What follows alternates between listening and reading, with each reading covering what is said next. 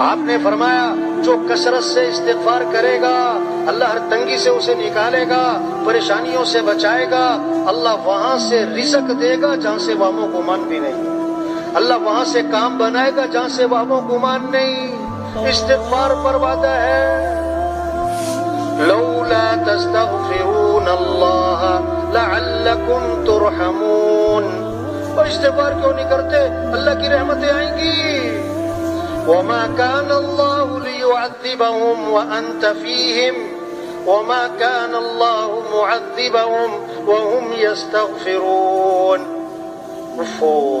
اگر آپ ان میں موجود ہیں نا، اللہ فرما رہے ہیں ان پر عذاب نہیں آئے گا۔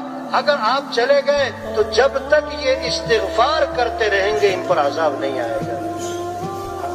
استغفار سے مسئلوں کا حل ہے، پریشانیوں سے بچنا، کاموں کا بننا، استغفار کی کثرت۔ استغفار سے کیا ہے؟ ہمارے مسئلے حل ہوں گے، استغفار سے ہمارے کام بنیں گے۔